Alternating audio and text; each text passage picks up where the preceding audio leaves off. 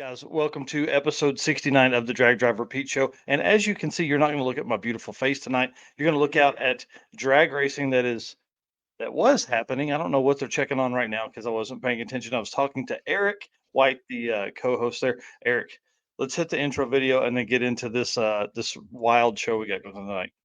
All right, let's do it.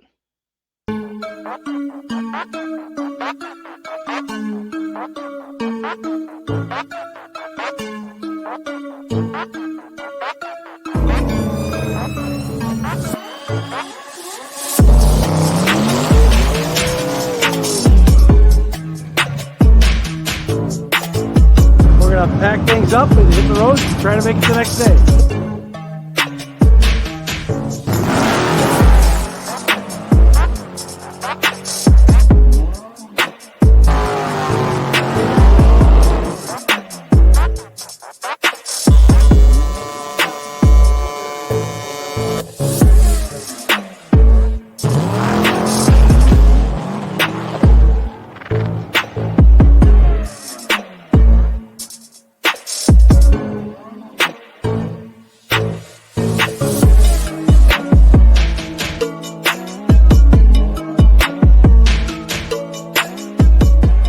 All right, guys. Well, my name is Mike Narx. I am the host of the Drag Driver Pete Show and the Drag Driver Pete News that happens live on Saturday mornings. And as you can tell, I'm not in the typical podcast room with a nice backdrop. We're actually in the tower with some media friends here, doing hard work there. High speed media in here working hard.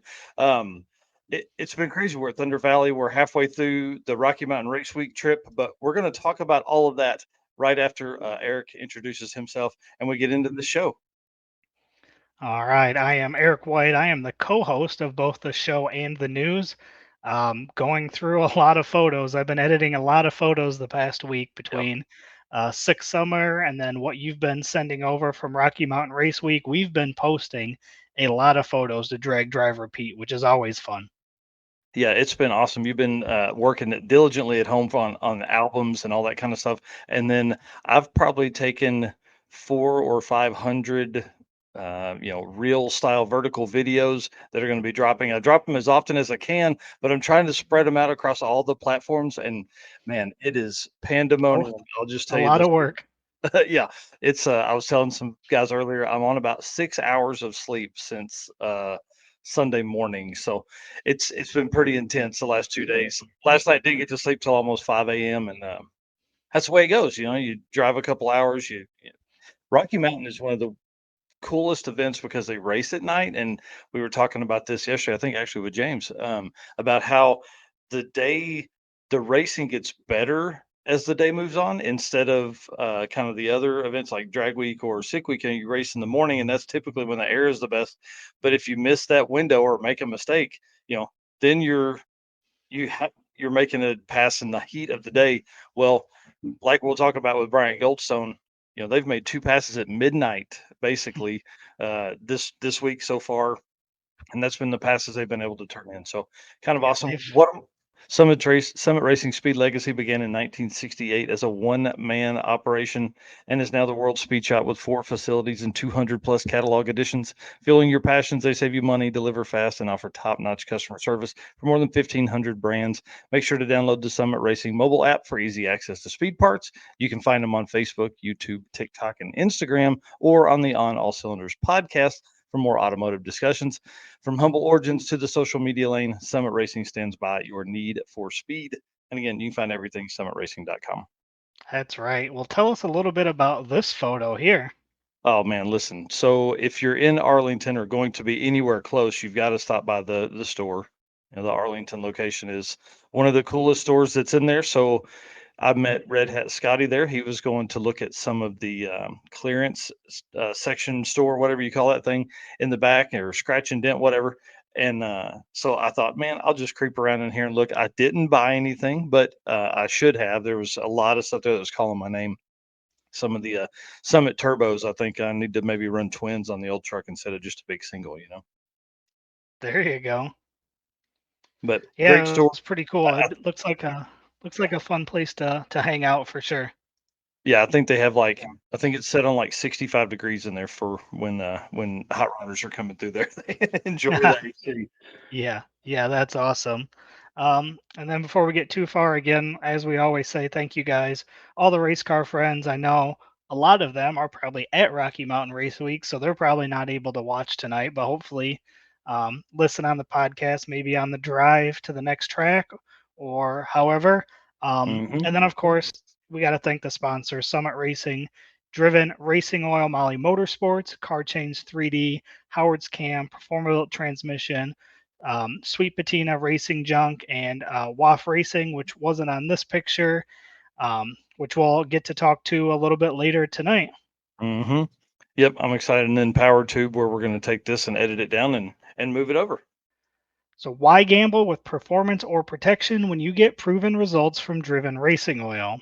Trusted by top engine builders, winning racers, and devoted horsepower enthusiasts around the world.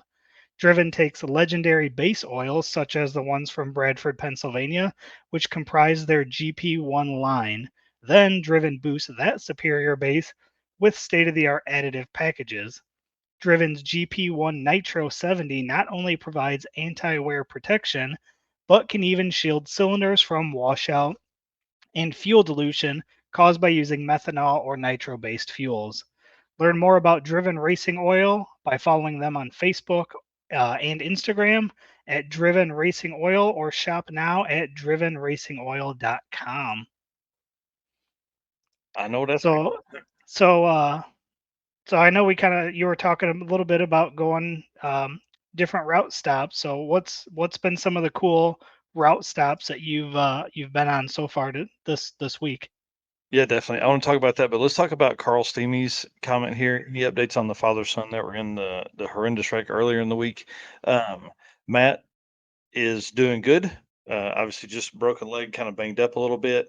Um, the last I heard, Bob is going to be, they're going to have some rehab, some things like that. Broke one leg in several places. That's going to be kind of tough.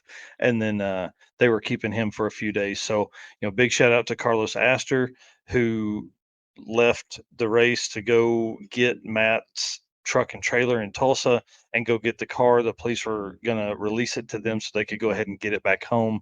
And then Nick Robinson was Carlos's co-pilot, and so they'll get Matt's car back to the house, and then they'll get obviously all that stuff set up, and then Carlos will pick him up and everything like that. So that's the last update I have. I haven't been able to spend much time on social media because of the driving. One car I do want to give a shout out. It's actually here doing the burnout. This is kind of a neat Camaro. The guy built it. It's an 850 car. It will eventually run 850s with it. It has the big motor in it. But in high school, he built a 305, and that's what's in this car. And it Oh, runs really? like low tens. It's got the turbo for his 850 deal, all this kind of stuff. So it's kind of a neat car. But a lot of really interesting cars that are here that I just, man, there's so many. 316 cars started the event. So you Yeah. can imagine trying to get around to that many different cars and people and all that. Oh yeah, I'm sure. Yeah. So who else is there for media? I know I've seen Tim Gurley, who I hung out with Yeah. at the circuit. Yep. Who else is there? Yeah. And one thing that's cool about Tim is he's actually Stoney's co-pilot. Oh, So really? he's getting the full experience this time. He's not just doing media, which is great. So he's in they're in Stone Cypher's coupe Corvette, like a 2003 or 5 or something like that body style C5 Corvette with no AC. And it's black, so they're getting the full treatment. And then we got Chris Story, obviously, is here. Jesse Fox is here with 3G Video. We've been hanging out today a lot. High Speed Media, James Shower and his team are here. And then who else? Cole Reynolds is here. Richard Burns has followed along for one of the first times. Typically, we see him here at Thunder Valley, but he's been with us all week so far, so that's kind of awesome. And then Man, yeah, it's a bunch of folks here, bunch of folks. yeah, that's cool. Those should be tons of photos Yeah, from this event, which is always exciting. yep. Yeah, perfect. We'll do that. Attention high performance enthusiasts and racers. Meet the Molly Motorsports Power Pack Kit, your ultimate solution for power packed performance. The Power Pack pistons are made from either 4032 aluminum alloy to allow for tighter cylinder to wall clearances and improved temperature stability, or 2618 alloy to allow for increased detonation resistance. Tailored for various engine families from small block Chevrolet to Volkswagen and Audi, Molly has you covered. What sets them apart? Forged pistons, graphite coating, and phosphate treatments for peak performance and durability. Elevate your ride with Molly Motorsport, where performance meets precision. Unleash the power within. Visit mollymotorsport.com for details. And for the podcast listeners, Molly is spelled Mahle. And Yes. yeah, just as a reminder, Molly is our co-pilot spotlight sponsor, and you've got to take the chance to jump over there. I know there's a lot of co-pilots that are saving the day during this event, running waters and taking care of things and sliding under cars, fixing stuff. Yep. We saw Catherine Doyle in the engine bay of Walter Doyle's Chevelle on a picture he posted earlier today. So, give a shout out to your co-pilot, please. Yeah, I just dropped the link into the chat there. So again, you go to dragdriverpete.com. There is a tab on the top for Molly Copilot Spotlight. Click that link. There's a handful of questions. Fill that out, and then that's one of our topics we get to talk about every week is how awesome some of these co-pilots are.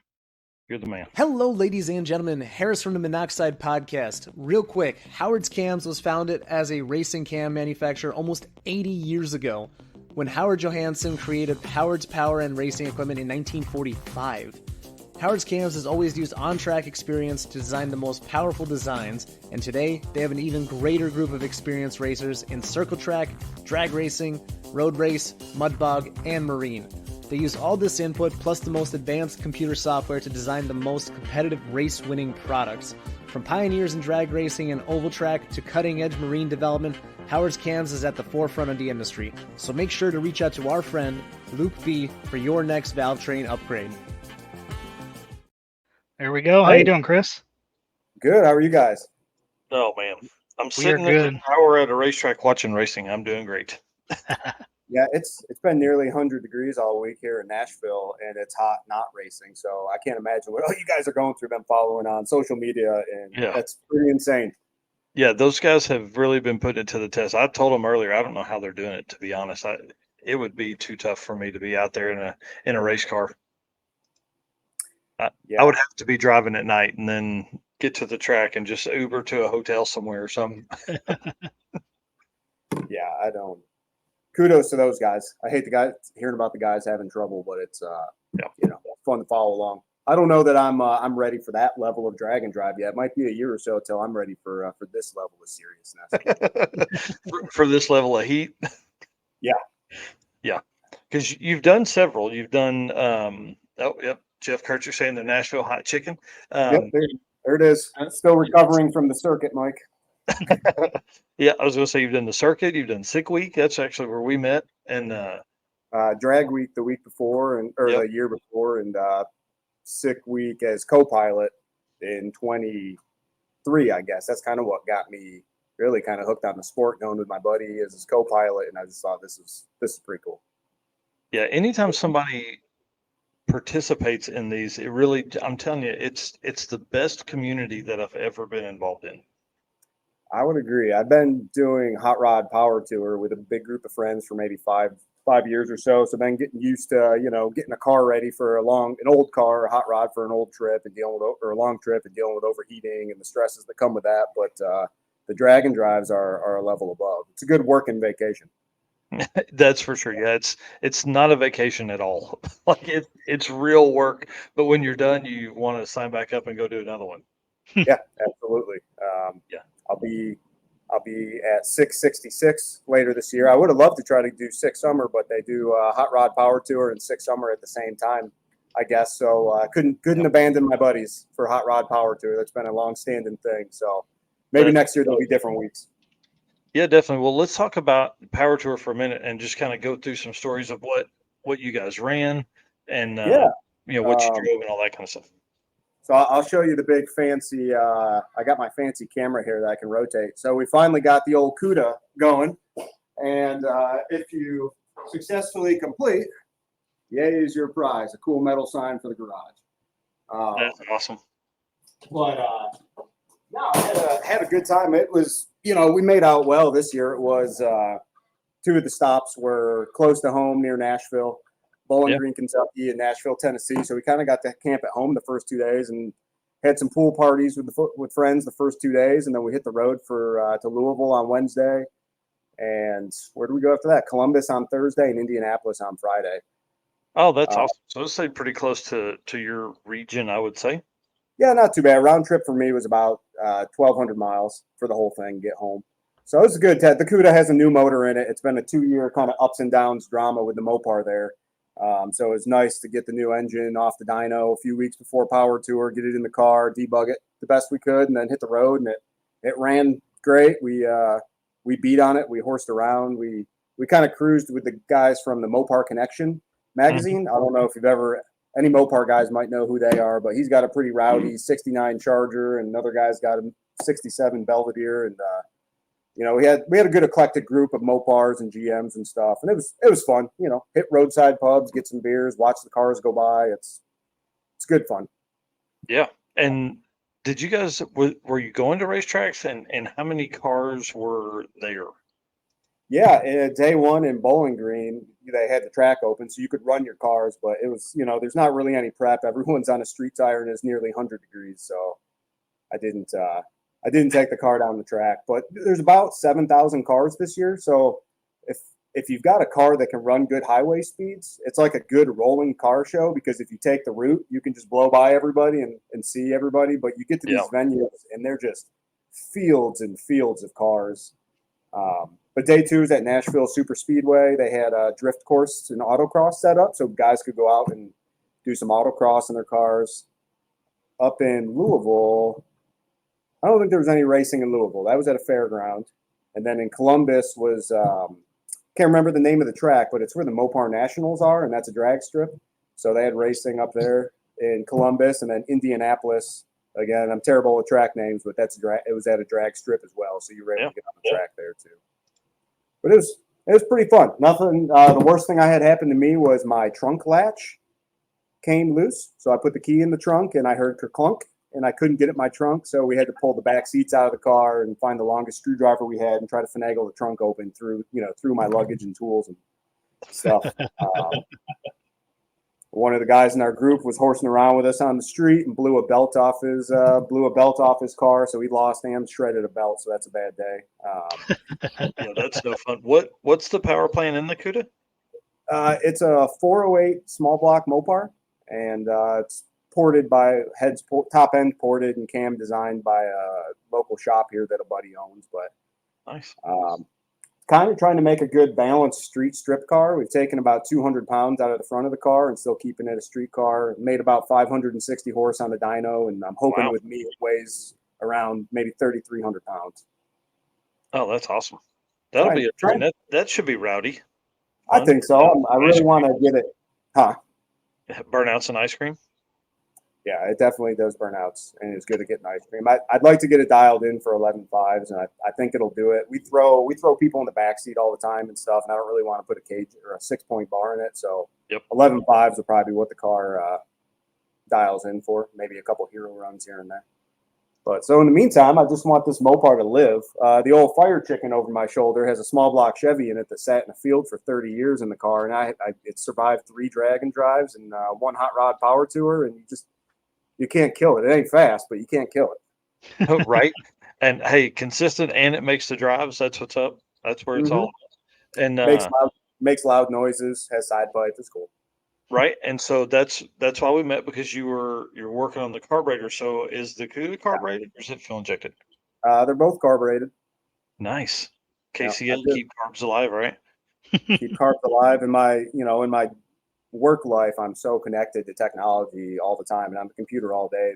Besides wanting or enjoying carburetors, I really just like not having to mess with a computer while I'm on these trips. I don't even bring one. Not for work, not for the cars, not for nothing. Nice. That's awesome. Yeah, because I would think it would be, if you work in technology and stuff all day, and the stuff you do, right? I would think you would just try and be next level engineering some system for that. Like now you've got, oh man, I'm going to help Holly develop new parts and pieces for this. But I think that's really a good thing because it gives you a break from that kind of. Yeah, I'm not that smart, Mike. I'm making screwdrivers over here and stuff. So Well, you want to talk about a little bit of that stuff? yeah. First of all, I guess I should start with this. Thank you for allowing me to partner with you guys. And it's really exciting to be a sponsor of the show and collaborate with you guys. It's the first company we've worked with like this for WAF Racing, being a new company. And, I credit you for some of a good chunk of the success we've had, meeting you at Sick Week and selling some of our products. So I'm excited to be here, be part of your guys' show, support you. Hopefully that can grow over the years as I grow and as our company grows and you guys grow. We appreciate that for sure. It's awesome to have a person that is committed to Dragon Drives like you being into, you understand. And that's one of our biggest things with, bringing in sponsors. It's like, we want folks that understand. We're not just looking for a check. We're looking for somebody that knows what people are going through in this and then can create products or services around that, Yeah, and help the racers. Yeah. Well, for all the guys who enjoy carburetors out there, we've got some interesting things that we've worked on. So if you'll allow me to, I'll run through the gambit of the stuff we've sold a lot of, and I'll show some new things that we're going to be releasing here in 2 weeks. Yeah, for sure. Eric, do you want to put him up full screen? We'll let him have it. Yep, let's do it. So this is what you saw back in Sick Week, is our carburetor hat. It sits on top of a carburetor here. You can put your bowl bolts in, put your jets in there while you're doing a jet change, stick some tools in here, and then this spark plug holder, you can use it sitting on your bench, labeled front and rear, so you can keep your spark plugs in order, but it also indexes and sits on your carb cover. So, any carburetor working tray cover I've had in the past is just so clunky and big that if you're actually working on the carburetor or the top end of the engine, they're always more intrusive than helpful. So this idea was dreamed up with my buddy Matt, who I co-piloted with in 23, coming back from Sick Week, trying to keep each other awake on a 12-hour drive home. And came up with this and our screwdriver, which I'll show next. Yeah, for sure. And this is actually what I think Matt Blasco was like, hey, you got to show him this piece. And then that's when all of this started. And for the real fast guys with the big guy carburetors, we do have the 4500 guy, flange guy, which is magnitudes larger. Oh, wow. That's awesome. Works the same way. Plug holder will, sit on the thing. That's cool. Let me try this fancy camera and see if it'll zoom in a little bit. Because I know when you posted a video, it had all sorts of commentary on how this screwdriver works or is supposed to work. Oh, man. Yeah. Being an That's engineer, pretty sweet. Yeah, this little camera is not too shabby. Yeah, I see that. So being an engineer, I may tend to overthink things at times. And as I was learning tuning carburetors 3 or 4 years ago from my buddy, keeping my idle screws all set equally as I tuned one in always bothered me that I was just looking at a screwdriver and eyeballing it. So what we came up with is this 2-piece screwdriver that, let's see, has some increments on it. You can see there's almost like a gun sight on it here. And when you turn it, you see the shaft turns. So it lets you make accurate 1/8 increment turns. So you put that in your screw, turn it once, go to the next one, turn it once, come around, turn it once, turn it once. So, for me personally, I always start my screws at 1.5 turns out.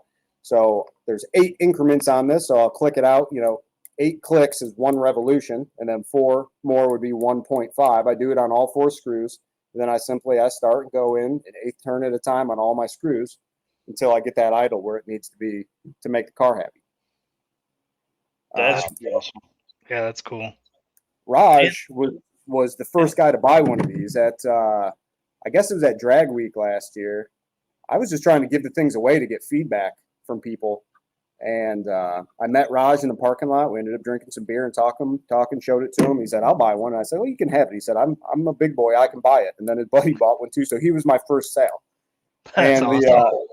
and after playing with it for about 2 seconds, He said, I really like it, but you need to redesign it. He doesn't like the fact that it works with two hands, that you hold this part fixed and turn the back. So we now also are about to release the Raj version, which he believes we should call the Pro version, which is still works very similar as a two-piece screwdriver, except this one, it's one-hand operation. So the front half of it turns the screw. So for guys who are a little more experienced with a steady hand, can come up to a carb a little easier in one click, without having to get two hands up there around the carburetor. I'm learning to love this one.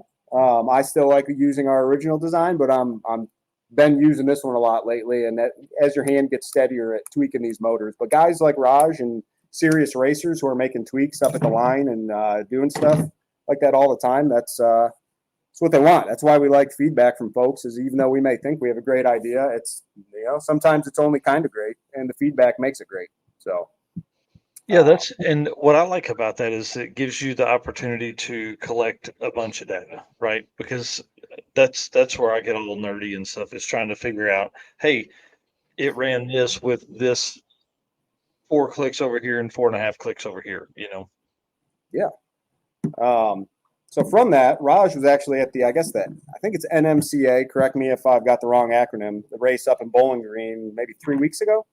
He was working the event up there, and I was able to scoop him up from Bowling Green to come hang in Nashville for the day and showed him some of the other tools we were working on. And we brainstormed and had a couple beers and came up with the rest of a set that we're about to release. Meant to be a really compact tool set for anything that you'll need to adjust a Holly. So eliminate a bunch of heavy wrenches and big tools to do everything you need on a Holly. We've been testing the tools for a bit now, and we're happy with the tools. We just need to dial in a carrying case for it. Mm-hmm. But I'll give a brief run through of what all these do. Oh, yeah, for sure. So what we got here is one. This is for doing your float bowl bolts. So, I mean, you really don't need a lot of torque on these things. So, I mean, this is a simple T-handle to do your bowl bolts. Oh, that's cool. Yeah.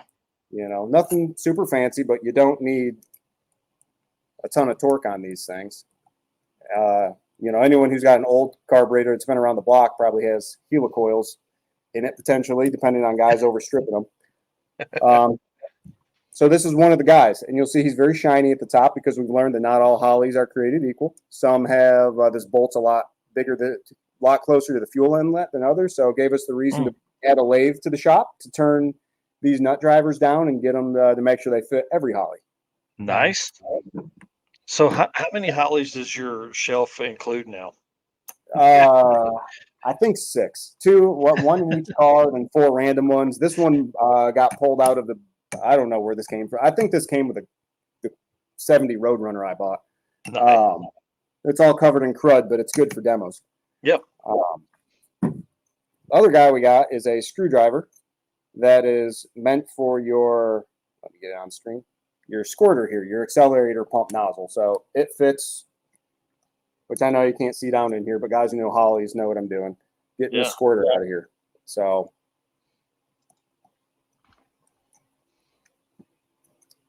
other side of the screwdriver, let me get back on screen, is made to fit your fuel sight plug. So this fits this. And we spent a lot of time dialing in screwdriver bits, flathead especially, so that you don't tear up the screws on here. Because even this carburetor, it's all, can't really see it, but it's all chewed up. Pretty typical you see on these things that some undersized flathead is used and chews up the brass. So we got that guy. The other tool that we have that I think is pretty cool is this little flat wrench and this little thumb screw looking guy. So he's made for adjusting your accelerator pump spring. Let me move this. So just a little 3/8 wrench. Again, this is not a high torque thing. So instead of getting 2 wrenches in there, it's just simply a thumb screw. Lets you really adjust to get this spring set easily on the carburetor here. That's pretty cool. Yeah, that's awesome. And the other side of that too is like, what does that thing weigh? I mean, like you're not even a pound of all of it together. Yeah, and the other half of this wrench is used for float level adjustment. So 5/8 up on here, and this guy That's awesome. used for adjusting this. Now, if you remember the old OxyClean commercials with the Billy Mays there, but wait, there's more.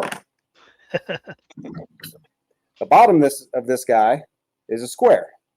The square is for your power valve. So you don't have to carry around that big freaking wrench for doing your power valves. Man. So you've got to use all this stuff to know you need all that stuff. Right? Yeah. Talk about a perfect like gift for your carbureted fan in your life. And he's hollow on this side because that little thumb screw guy tucks inside of him for storage. See, that's why you do what you do. And the last little trick is this same screwdriver that fits the fuel level adjustment is also the perfect size for your jets. So for changing jets here. That's awesome. So really every adjustment you might need to make to a Holley carburetor, we're trying to make it so it fits in a compact carrying case. Because some of this stuff, you end up carrying a bunch of things, or you rob them out of your other toolkits, or you go and buy special tools. Mm-hmm. And some of them are big. A power valve is like I can't remember offhand, but I want to say it's 13/16. So that's a pretty hefty size wrench just to do this little guy here. Yeah, that is literally something you can do with your hands. I mean, it was that's probably hand tight, right? I mean, if I'm not much more, you get it a little more snug. So wow. We're finishing the design on the carrying case for it, so you can throw it in your toolbox or in your glove box or whatnot, and it'll keep everything tight. But we played with the tools all through Power Tour, have a few guys playing with them. Raj took a prototype, sat home with them a couple weeks ago, and gave some feedback and some tweaks. And yeah, this is going to be our new thing that's going to be available probably in 2 weeks. And I'll discuss with you after, but I was hoping to maybe offer maybe a discount code through the Drag Drive Repeat channel for guys who want to order this set. That'd be awesome. Don't you threaten us with a good time? Looks like we got a break. I'm gonna flip this around. Yeah, and that's pretty cool. What's the rough sizes of that kit? It is about well, there's my finger. It's probably about an iPhone. 4 inches. Yeah, actually, I carry an iPhone SE. All my friends pick on me. So yeah, I mean that's a perfect comparison right there to see how small that case is and how much is stored in that little case. That's pretty awesome. Thanks. And then something else coming down the pipeline is a master tuning kit to hold all your jets and squirters and power valves and everything. Something that's a little bit more organized and a little more compact than the gigantic, white box that Holley gives you for to hold your jet kit and stuff. We've got, we have a lot of things in the pipeline, which means I have a lot of unfinished projects. But this is one that's about to be released, and I think the organizer kit for master tuning kit for a Holley will be shortly behind it. So yeah, I don't know much about carburetors, but I wouldn't think you're going to be carrying the tackle box. You're not going to need that many different jets. You're going to need 3, maybe 4 different jets, something like that. Not if you're tuning your car. If you're tuning your car, you kind of know you don't need 40 sizes of jets. If you're a tuner and tuning everybody else's car, then you might carry everything. So that was kind of our thought process, is a compact kit that's like for your car that you take on the road if you're making tweaks, and then a master kit for just a master storage kit for storing, everything. That's pretty awesome. And so tell us where people can find that stuff. Where can they see all of the updates and things like that? Well, they can follow us at WAF Racing 23 on Instagram. WAF Racing on Facebook, and waf-racing.com is where the e-store is that you can buy these parts. Nice. And then I do have, if you allow me, a few other just random goodies to show. So all the things we carry and make are things like heater hose organizer clips. I'm kind of a stickler for keeping things neat in the engine bay. So heater hoses drive me crazy when they're gangly and zip tied up and just kind of hanging everywhere. So these guys come in an array of different sizes for if you've got 5/8, 5/8, 5/8, 3/4, 3/4, 7/8. These can snap on along the way, keep them running parallel and nice and tidy together.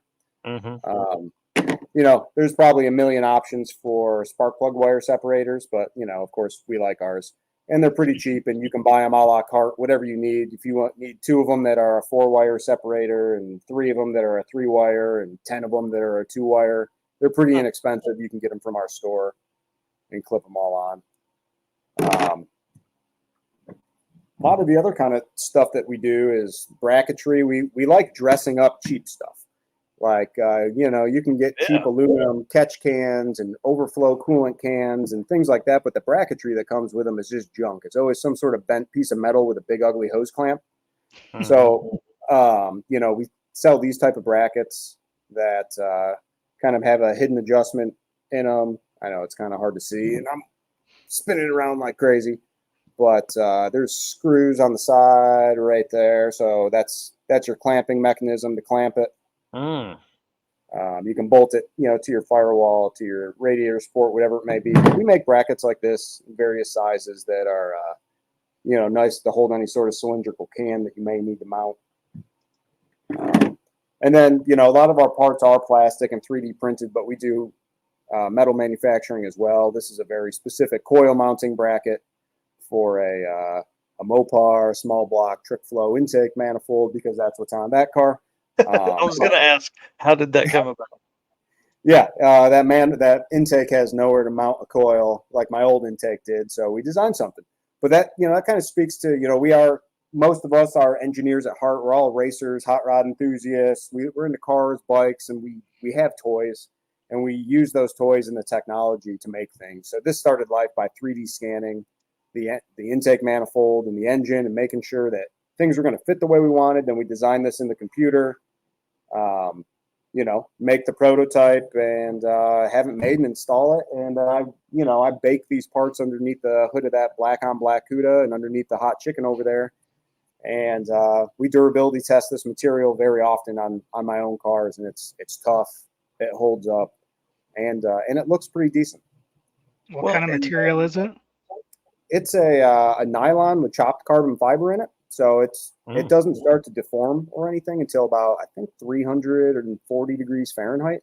And it, stays rigid. It doesn't get slimy on you. It doesn't start to goo over or anything. It's been a pretty nice material in the engine bay.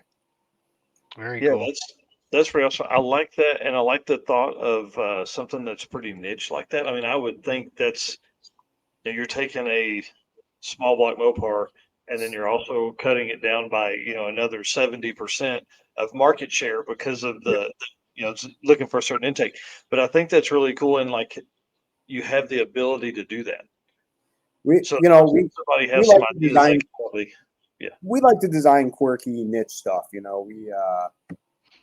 What WAF racing grows into, I don't know. We'll see where it goes, but it help funds a hobby. Those of us who work on these projects, we drive our cars. Not everyone's a racer in our group that works on them, but everyone drives their cars. Whether one of our designers, he's into Lotuses. He's got a Lotus Elise, and he drives the piss out of it.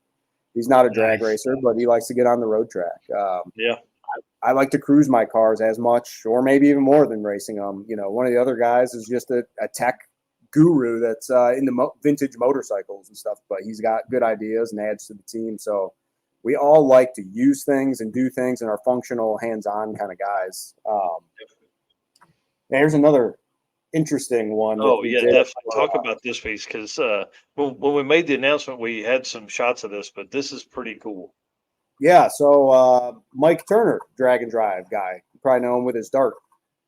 He had reached out to me about making some lightweight front fender extensions for his Dart. Factory ones are, I can't remember off the top of my head, but I want to say 4 to 5 pounds a piece out of cast pot metal. So we 3D scanned them, brought them into the computer, made some tweaks to make them suitable for 3D printing, printed them out, and we're at a pound each. So, we shave somewhere from 6 to 8 pounds off the nose of a guy's car, which in a full weight, street car, maybe that's not a huge deal. But for the guys who are pushing the edge, 4 to 8 pounds mean something to them.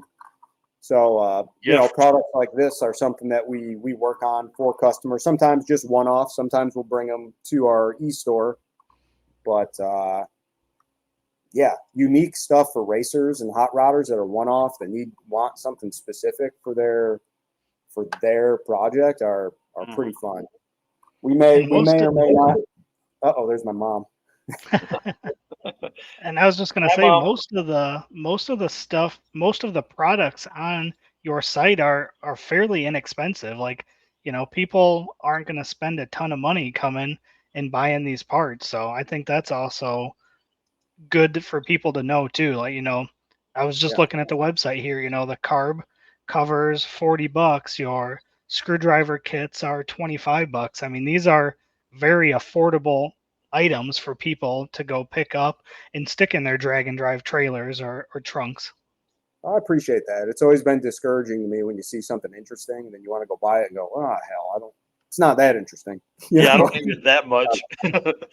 Well, and I think that's part of the fun for you guys is that you're not doing this to pay the bills. You're doing this. It will become more than a hobby business. But as of right now, it's like, oh, hey, let me scratch this creative itch that I have because I have, I have all day, everyday job. Yeah. So you listen, it's for fun. Yeah. The income for WAF racing helps feed these cars that are, behind me and get me to events. And I'm going crazy with the camera. But the main business is, we own I'm co-founder of an engineering firm here in Nashville, and some of us are just car nuts, so we spun off WAF Racing, and that's slowly evolving into being more of my time. I hope it evolves into eventually being my mostly full-time thing because I really enjoy this area of design, working on automotive projects for really racers and hot rodders who have a vision of what they want. Are cool stuff to work on. Yeah, that's for sure. We're working on some bell mouth and air filter housing things for some of the guys too that are quick change, so you can take them on and off of the turbo inlet. So we got a lot of interesting things that we've been contacted about that are kind of all in process. I would say that's probably one of the hardest parts too. Is like everybody kind of has an idea of what they would like to see, and then now that they know they have somebody they can hit with those ideas, good luck, friend. They're gonna be coming to you. Yeah, prioritization is challenging, and then it's the worst. The most unfun part of it is when you get a request for an idea of a guy that's, just has an idea really, and you don't think it'll be very marketable. It's going to be a really one-off sort of thing. It's hard to prioritize something like that when there's not really money's involved. So sometimes those are challenging to get on the priority board, and ahead of some of the other stuff. But we definitely like all ideas and all feedback from people on the things that we already have released, so we can continue to make it better. Well, let's talk about upcoming events. What do you got going on? I know you're doing 666. I'll be there for sure for several days. What else is going on? Where can people find you? We're doing 666. We're going to try to do it in the CUDA.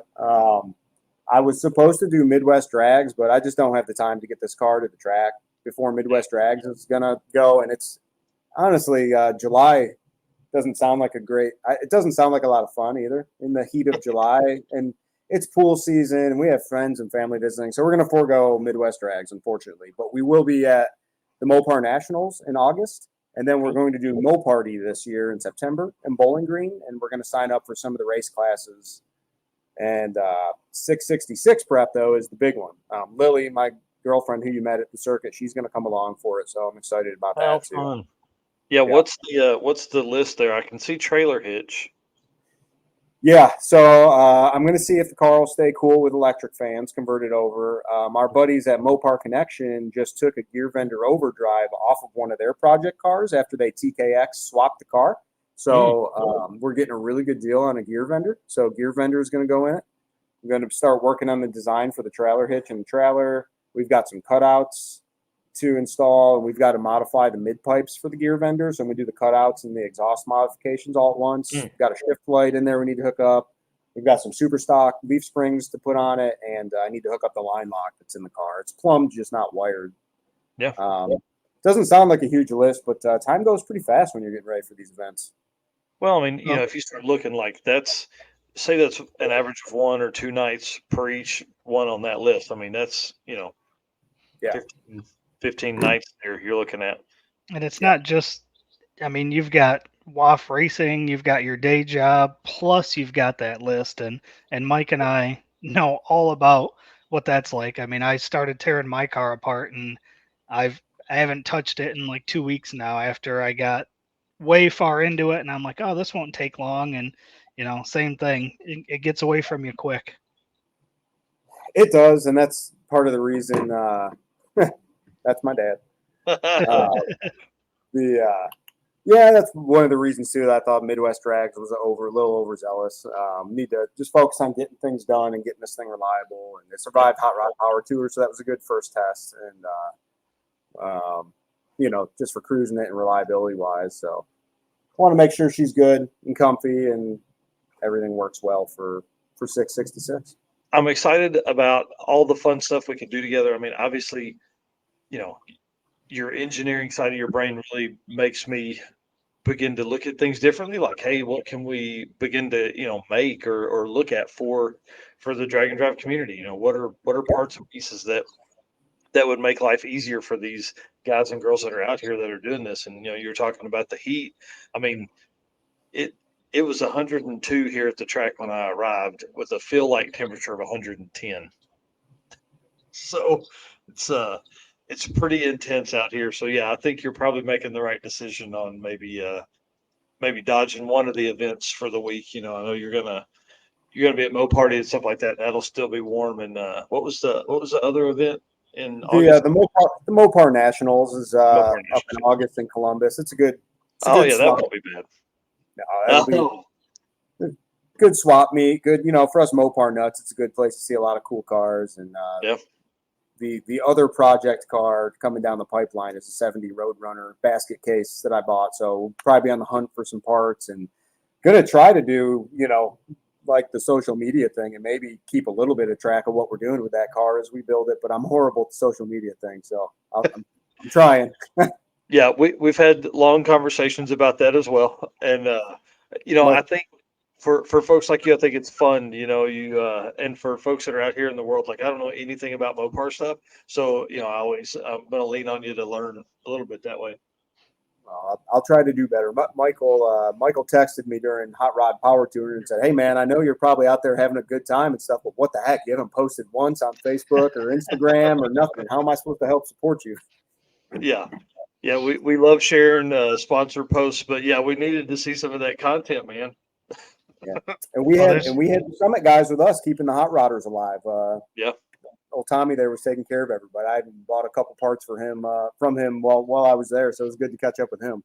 Yep, yeah, those guys, man. I can't imagine putting that many events together and trying to figure out where the truck will need to go and all that kind of stuff. Yeah, I felt bad for the 6 Summer guys, but I was glad they were there at Power Tour. Yeah, well, and again, it goes back. They can't be everywhere, and the best way for them to be everywhere is for people to buy their parts from summitracing.com. And if you spend enough money there, then maybe they'll buy a third truck to go out and be at events. There we go. So how many people were in your group on Power Tour, and what all did y'all break? There was maybe 6 or 7 of us. There was myself and my 73 CUDA. One of my oldest friends, Tinos, has a 66 Olds. Kevin Shaw from Mopar Connection in his 69 Charger. Another guy with a 67 Belvedere, which was a pretty cool big block 5-speed swap car. A buddy from up home in New York State did an LS swap on an early 90s Ford pickup truck. And he drove it from Syracuse, New York, down to Nashville to meet us, and then did the whole Power Tour and drove it back to New York. Nice. That was his first Power Tour, and he was excited about it. And he left there saying he has to buy something cooler than an early 90s Ford pickup truck for next year. But he had a great time. Who else was in our group? That was the 5 core guys that did the whole thing together. The first 2 days that were local, there was like 12 or 13 of us all cruising together for the first 2 days because it was right near home, so a lot of guys were able to go. Oh, one of my buddies, Mike, he has a 65 Impala with its 327 4-speed car. He did the whole thing with us too. No serious breakdowns in our group or anything. We all cruise. I know for drag and drive guys who've probably never done hot rod power tour, it sounds lame, but it's stressful in a different way. It's a long cruise, and there's long waits to get into venues, and it tests your relationship with your friends just on where you're going to stop and eat, what time you're going to get up. Now with power tour, it's been so long. There's not like mandatory route stops. It's just get to the next facility, but there's like, hey, there's going to be stuff going on here, right? Yeah, there's a published route, and if you take it, you see a lot of cars. And what's fun with hot rod power tour, because there's so many cars, people in these towns will be set up in chairs, and kids out of school, middle of the day, waving flags as you go through these small towns, and cheering the cars on and trying to get you to do burnouts. And that's one of the neat things about hot rod power tours, because there is so many cars, and I think because it's been around so long, even though I know all these events publish the route, it seems like for power tour you see so many people out there, and it's pretty cool to see all out and getting a taste of Americana, and people who really like the hobby, the hot rod hobby, and kids out there excited about it, and dumping coolers. I'm sure there's probably never any water out on the road. No, not at all. But there's no mandatory stops. There's a published route, but if you're having a bad day, you can hit the highway and get there if you want. But if you skip doing the route, you're really missing out on the essence of it. The venue is not the fun part. It's the same. The guys like Summit and everyone who are there all week, they're awesome, but the venue is not the exciting part. It's the cruise to get there. Yeah. Because they usually make it like a 5 or 6 hour drive if you do the route. And every gas station you go by, there's hot rods pulled in. Every diner, every bar, you're driving the route. You just see old cars everywhere, which is cool. Yeah, we went in 2012 and 2013 when they came through Arkansas, and that was one of the funnest parts. Was you would pull into a restaurant, and it was like, there's 100 cars, and like the entire restaurant is race car friends. Like they're everywhere. Just real quick shout out here, Donovan Linwood, class leaders in the left lane. I know you guys can't see it, but you can watch the live stream for free on the Bang Shift YouTube channel. So if you want to jump over there, not right now, but jump over there and watch that. So kind of as we wind down for the show here, the plan will be we'll get through.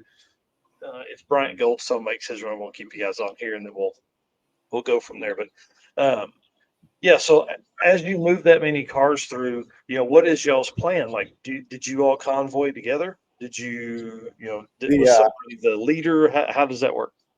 Well, you learn which one of your friends are good leaders and which ones are not good leaders. The guys who can't keep a pack together, that they pull out into traffic when there's room for 2 cars when you're in a group of 6, and then and some of the guys are not that I condone using your cell phone when you're driving anyways, but some guys aren't good at working their GPS very good in general, so they're dependent on the leader, and let alone, we've all driven old cars or race cars. It ain't like a modern car with CarPlay where you can just punch stuff in easy and see it. You might have a shaking phone in your hand, or you might shift a gear and it falls out of the holder, or you don't have a holder, it's so it takes a little bit of effort on the leader, and then what speed you go. I was the only one in our group who didn't have overdrive, but I was driving the fastest. So I'm not really sure how that worked.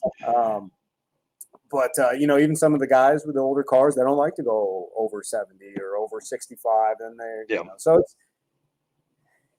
you have those tense lunches for the first few minutes. Well, why did we have to run that fast? Where were we trying to go? And and then.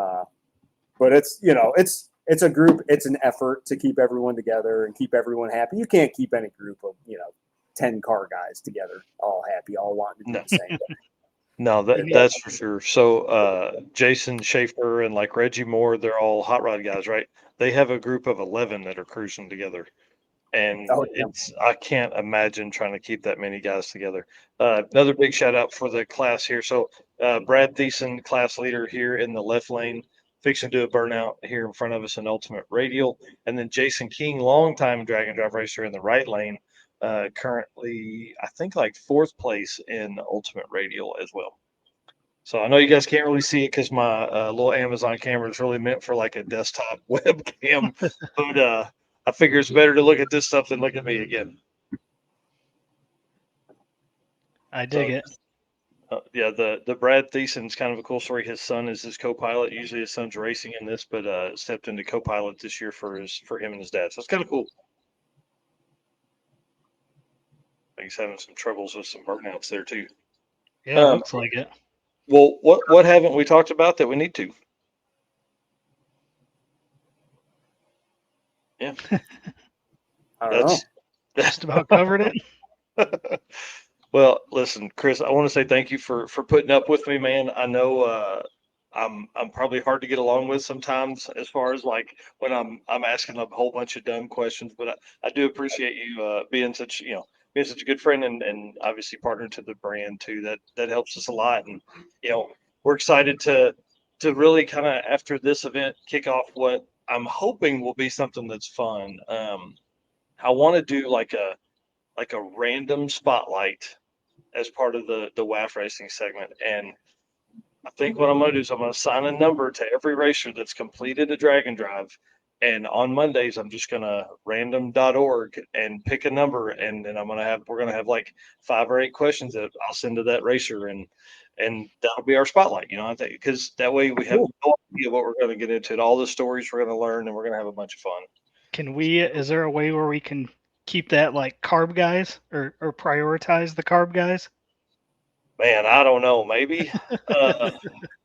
Listen, I'm lucky enough to just get the data we do get. I don't know if we can dig it from there. Maybe we only do Pontiac Firebirds or Barracudas or Barracudas. Yeah, you can really cut it down and go Mopar guys or something. Mopar carb guys. There we go. All 8 of them. All 8 of them. Yeah, we can create another form survey and send it out for carb guys or something. Yeah. I don't know. We can talk about that though. Yeah, that'd be kind of fun. Well, guys, again, listen, Chris, tell them where to find you again. Tell them where to follow you and the website and all that kind of stuff. Well, if you want to buy any of the interesting things you saw here, you can get on our website at waf-racing.com or wafracing.com. They'll both take you to the same spot. If you want to follow along with our shenanigans, you can find us on Instagram at wafracing23 or on Facebook at wafracing. We're going to try to keep up with new products and ideas we're working on, and also some of the builds and getting ready for 666 and the new project as it starts to kick off over the summer. We're gonna try to keep all that stuff out there and do the social media thing and have fun and chat with people and make cool stuff and have fun. Yeah. I'm excited to see where this can go. As we obviously you're a veteran drag and drive guy now. And I'm excited to see how it goes. The more you do in different cars and what neat things come up. All right, Chris, I'm going to put you backstage while we close this out. Stay with us because I would like to talk to you for just a minute, and we'll go from there. Thank you again for coming on. Appreciate it. Thanks, guys. Thanks, Chris. Thanks everyone for tuning in.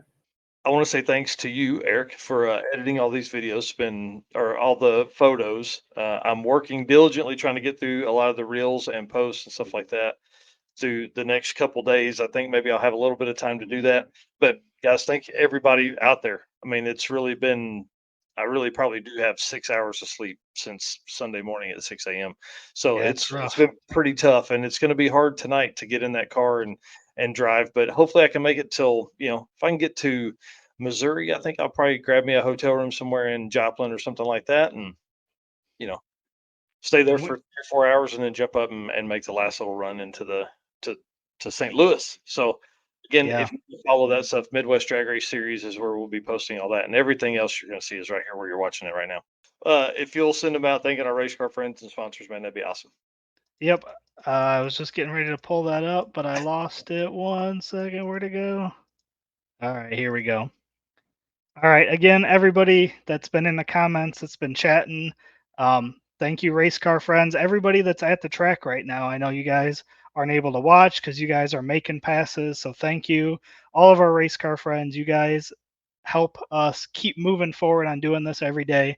And thanks to our sponsors, Summit Racing, Driven Racing Oil, Molly Motorsports, Car Change 3D, Howard's Cam, Performabuilt Transmission, Sweet Patina, Racing Junk, WAF Racing. Obviously, we just saw Chris on here talking about all his awesome products. So for you guys, carb guys, make sure you head over there and check out some of his products. And last but not least, our media partner, PowerTube TV. Thanks, guys, and we will see you guys on the next episode. Yep. All right. See you guys. Like this show? Want more? Then head to WatchPTTV.com, the new 100% free PowerTube TV streaming network. Home of the best classic and new motorsports racing and build shows on the web.